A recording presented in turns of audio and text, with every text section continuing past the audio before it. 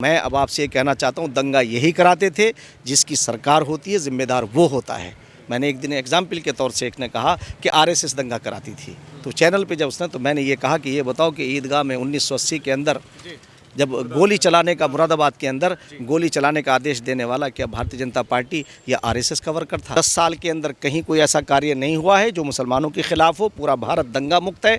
पहले मैंने आपसे बताया कि एक श्रृंखला थी, दंगे फसाद होते थे, हज़ारों लाखों मुसलमानों की हत्याएं उसमें की गई हैं। अगर उनका शुमार करें तो लाखों लाखों तक पहुंचती है। भारतीय जनता पार्टी सारे वर्गों का बगैर किसी भेदभाव के जैसे विकास कर रही है, ये देश शिखर पर पहुंचेगा, विश्व का नेतृत्व करेगा। तो इसलिए केरला की मल्लापुरम सीट से अब्दुल सलाम साहब जो एक इंटेलेक्चुअल में भी आते हैं, उन्हें टिकट देना, मैं ये बात कह सकता हूँ कि मुसलमानों की अब ये जिम्मेदारी है कि उन्हें भारी मतों से जितने कैंडिडेट हैं भारतीय जनता पार्टी के बगैर भेदभाव के जैसे काम हुआ है, हमें भारतीय जनता पार्टी के कैंडिडेटों को सपोर्ट करना चाहिए। इसका एक आगे चल कर के दूरगामी फ़ायदा ये होगा कि एक तो इनके षड्यंत्र ख़त्म होंगे जो विपक्ष ने मुसलमानों को डराया, उन्हें एक स्कीम ऐसी गवर्नमेंट नहीं लाई है कि जिसका मुसलमानों को कोई नुकसान हो,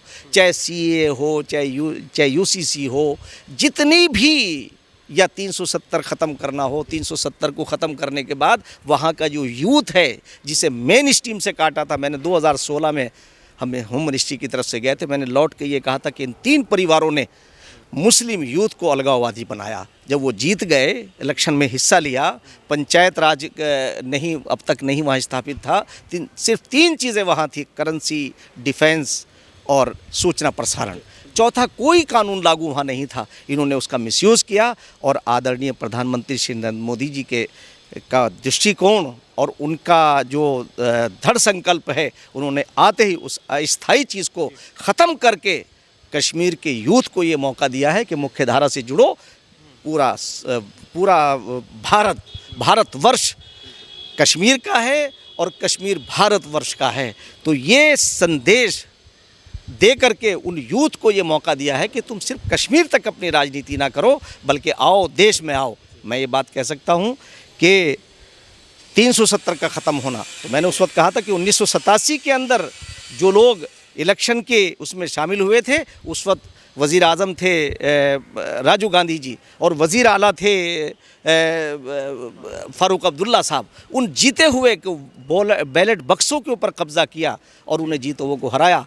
मेन स्ट्रीम से अलगाववाद से के करीब लाने वाले ये कश्मीर के 3 परिवार थे, जिसमें कांग्रेस शामिल थी। आज मैं ये बात कह सकता हूँ कि आदरणीय प्रधानमंत्री इस देश को उस तरफ ले जाना चाहते हैं कि जो पूरी दुनिया से जो शोषण हो रहा है, आज पूरी दुनिया हमारी तरफ देख रही है। तो मैं देश के लोगों का, विशेषकर समस्त देश के लोगों का आह्वान करना चाहता हूं कि आदरणीय प्रधानमंत्री ने जो उनके नेतृत्व में देश आगे बढ़ रहा है और जिस तरह से बगैर किसी उसके जो अभी टिकट का वितरण हुआ है, इसमें एक और बड़ी खूबसूरत बात शामिल हुई है कि जो लोग ये कहते थे हम अपने बल के ऊपर बाहुबलियों को, अब ये पार्टी सेवकों को लाएगी।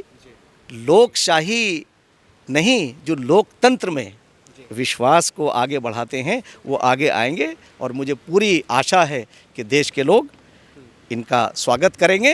और जो आपने कहा कि जो अखिलेश यादव ने कहा कि ये 195 आएंगे, मैं उनसे कहना चाहता हूं कि उनसे किसी पत्रकार ने पूछा, मुसलमानों को संज्ञान लेना चाहिए कि एम वाई फैक्टर, तो उन्होंने क्या कहा कि महिला एंड युवा, भाई जिनका 80%, 90, 100% जिनका तुम वोट ले रहे हो, हैं, यानी ऐश आप करेंगे, वोट वो देंगे, दंगा तुम कराओगे, जेलों में वो जाएंगे, हैं। तो इसलिए मुसलमानों को सोचना चाहिए, इन सारी चीज़ों पर ज़रूर गौर करना चाहिए कि भारतीय जनता पार्टी ने ना आपको वोट बैंक बनाया और ना कोई आपके साथ भेदभाव किया। तो लेकिन सर विपक्ष यही कहता, विपक्ष मुस्लिम का वोट पोलराइज ये कह के कहता है कि अगर बीजेपी आ जाएगी, जैसे 370 हट गया, वैसे यूसीसी आएगा, एनआरसी आ जाएगा, तो इन सब मुद्दे लेके मुस्लिम को मुख्य धारा से अलग कर दिया जाएगा, इस्लाम से अलग कर दिया जाएगा। ये वोट पोलराइज करने का तरीका विपक्ष बना रहा है, इसको कैसे देखते हैं आप? नहीं, इसे हम बनाने नहीं देंगे। देखिए, मेरी भी बैकग्राउंड बिल्कुल बहुत नीचे से निकल के आने की है। हमने अन्ना हज़ारे के साथ मिलकर के करप्शन के ख़िलाफ़, देश से अनियमितताओं के ख़िलाफ़ हमने काम किया।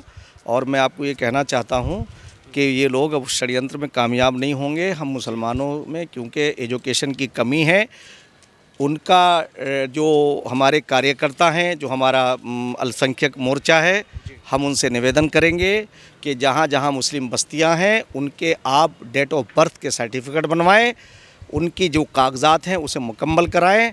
एनआरसी से डरने की ज़रूरत नहीं, सीए आपके ख़िलाफ़ नहीं है।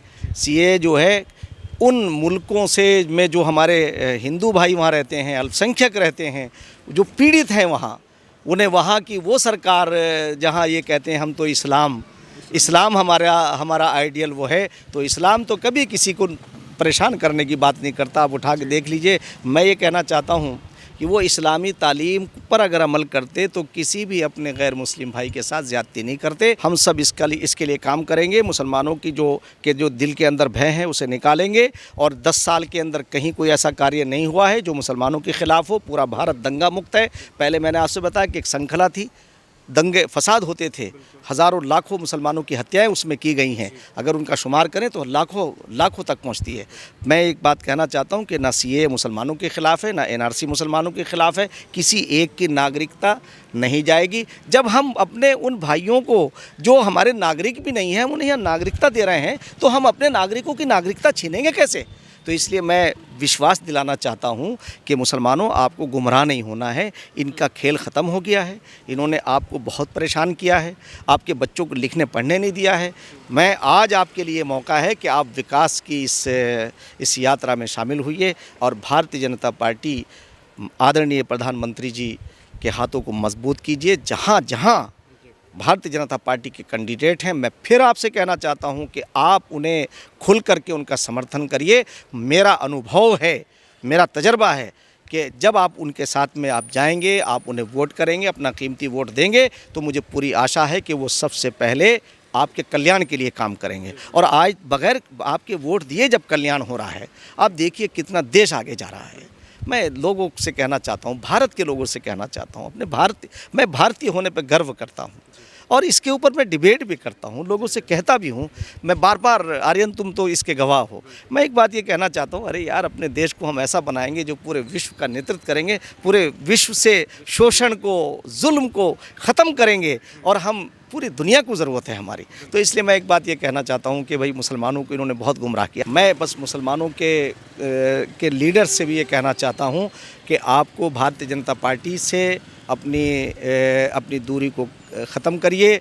और जैसे कांग्रेस ने एक आपको वोट बैंक बना के रखा और दंगे करा करके उन्होंने आपके दिमाग के अंदर ये डाला कि आरएसएस आपको नुकसान पहुंचा रही है, भाजपा आपको नुकसान पहुंचाएगी, ऐसा कोई चीज़ नहीं है। मैं अब आपसे ये कहना चाहता हूँ, दंगा यही कराते थे।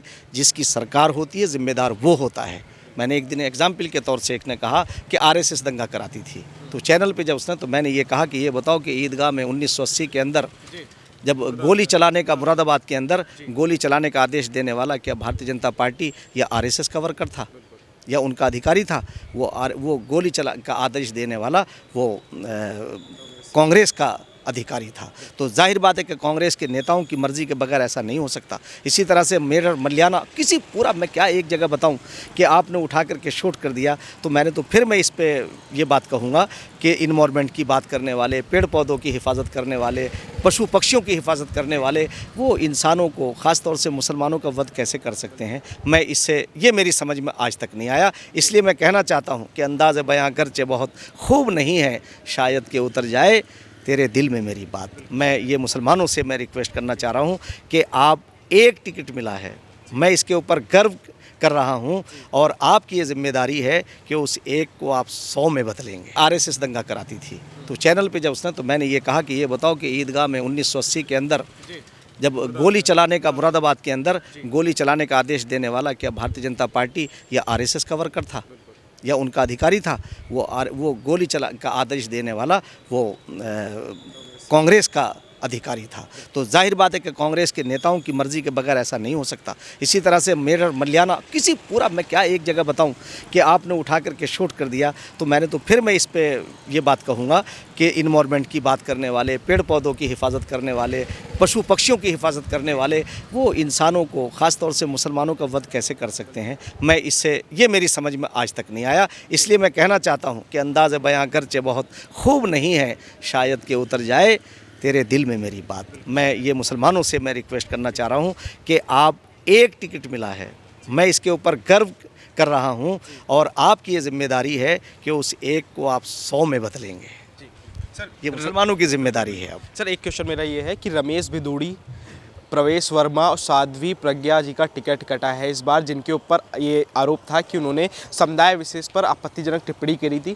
क्या इनका टिकट कटने से मुस्लिम्स का वोट बीजेपी की तरफ बढ़ेगा, थोड़ा सा अट्रैक्शन होगा इस मुस्लिम के वोट्स का बीजेपी की तरफ? नहीं, देखिए, आदरणीय प्रधानमंत्री श्री नरेंद्र मोदी जी ये बात कह चुके हैं कि हमारी लड़ाई गरीबी से है, किसी समुदाय से नहीं है। हमारी लड़ाई जो है वो करप्शन से है, किसी कम्युनिटी से या किसी पर्टिकुलर किसी से नहीं है। तो वो देश को आगे ले जाना चाहते हैं। मैं समझता हूँ कि आदरणीय प्रधानमंत्री श्री नरेंद्र मोदी जी ने जो कहा, और उन्होंने ख़ास तौर से कई मौक़ों पर अपील की है, तो मैं ये समझता हूँ कि हमारे सब वो नेता हैं। मैं वो बात तो नहीं कहना चाहूँगा, उन्हें और दूसरी जिम्मेदारियाँ मिलेंगी।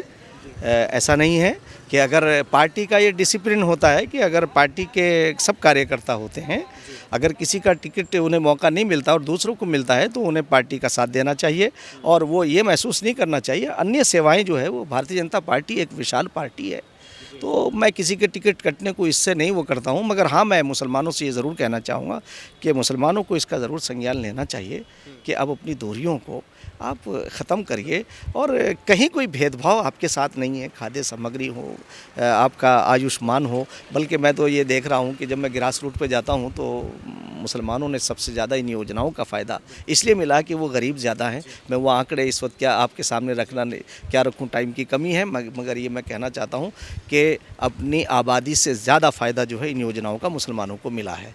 तो मैं तो ये चाहूँगा कि मुसलमानों को अपने मुख्य धारा से जुड़ करके अपने पैरों पे खड़ा हो जाए, क्योंकि सरकार ने आपकी मदद की है, तो आपका भी ये फ़र्ज़ बनता है कि आप सरकार को मजबूत करें और आदरणीय प्रधानमंत्री श्री नरेंद्र मोदी जी के हाथों को मजबूत करें। सर, मोदी जी 370 का नारा दे रहे हैं और उधर विपक्ष कह रहा है कि ये जो चुनाव होगा साइनिंग इंडिया वालों का। आपको किस तरफ चीज़ें दिख रही हैं? नहीं, मैं आपको ये बता दूं कि वो भूल जाएं वो लोग।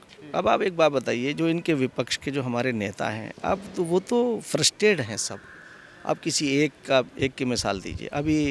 अभी राहुल गांधी जी ने क्या बात, किस तरह से बोलते हैं, ऐसा लगता है कि जैसे किसी अच्छी सोहबत में ये बैठे ही नहीं हैं। ऐश्वर्या राय नाचेगी, अमिताभ बच्चन ये करेंगे। अरे यार, ये हमारे कलाकार हैं, इनके ऊपर विश्व जो है, ये विश्व के लोग उनका सम्मान करते हैं। भारत इन तमाम कलाओं को आगे बढ़ाता है, और भारतीय जो परंपरा है वो सम्मान की है, अपमान की नहीं है। इसलिए मैं आर्यन, आप इनके सबको मैं कहना चाहता हूँ कि सब फ्रस्ट्रेशन में है। अभी ऊपर वाला इन्हें मौका नहीं देगा। इन्हें अपने चरित्र को अच्छा बनाना चाहिए, और चरित्र वो ये है कि मर्यादा पुरुषोत्तम श्री राम का जो चरित्र था, आज आदरणीय प्रधानमंत्री जी उनके पग चिन्हों पर चल रहे हैं। क्योंकि जो मर्यादा पुरुषोत्तम श्री राम का आचरण है वो हम सब नेताओं का होना चाहिए, सारे कार्यकर्ताओं का होना चाहिए। और विपक्ष को जब तक ये अपने इन महापुरुषों का, चाहे मोहम्मद साहब हों, चाहे हमारे महावीर भगवान महावीर हों, ये हमारे जो यहाँ जितने महापुरुष गुजरे हैं, या अब आप जितने भी हमारे महापुरुष गुजरे हैं, उन सब ने अपने देश के लिए, देश के कल्याण के लिए काम किया है। आज आदरणीय प्रधानमंत्री जी उन्हीं के पद चिन्हों पर आगे बढ़ा रहे हैं। तो देश के लोगों को अपनी दूरियों को ख़त्म करके इन लोगों को, जिन्होंने देश के पैसे को बाहर पहुंचाया, आज ये परेशान हैं। तो इसलिए प्रधानमंत्री श्री नरेंद्र मोदी जी एक ऐसे व्यक्ति हैं जिन्हें कोई लालच नहीं है, और मैं तो यही कहता हूँ, मैं तो उन्हें ईश्वर की देन कहता हूँ, ये ईश्वर का वरदान है। मेरा एक आखिरी क्वेश्चन है। विपक्ष लगातार ये कह रहा है कि यूपी बिहार के 3 3 युवा इस बार 2024 का गेम पलटेंगे, जिसमें राहुल गांधी, अखिलेश यादव, तेजस्वी यादव। क्या लगता है आपको, मतलब ये जो गेम पलटने की बात कर रहे हैं, खेला होवे की बात कर रहे हैं, ये संभव है इस बार? नहीं नहीं, मैं आपको ये कहना चाहता हूँ कि भूल जाएं, ये बाजू मेरे आजमाए हुए हैं, देश उन्हें आजमा चुका है। ये कहाँ से चल कर के ये राजा बने हैं, ये लोक नेता नहीं हैं, ये तो राजनेता हैं, ये तो लोकशाही वाले लोग हैं। तो इसलिए मैं समझता हूँ कि ये अखिलेश यादव हों, तेजस्वी हों, राहुल हों, ये फैक्टर ख़त्म हो गया है और वो फैक्टर उनके चेहरों से लगता है कि वो कामयाब होने वाले नहीं हैं। किसी को भी, जैसे कहते हैं ना, किसी के आसार जो हैं, बच्चे के आसार पालने में दिख जाते हैं, तो पालने में दिख जाते हैं। तो इनके अब ये ज़बानी जमा खर्च करते रहें, मैं नहीं समझता हूँ कि देश आगे बढ़ रहा है। देश जो है वो 2047 में एक विकसित देश बनकर के विश्व का नेतृत्व करेगा। देश के लोग इस बात को भली भांति जानते हैं।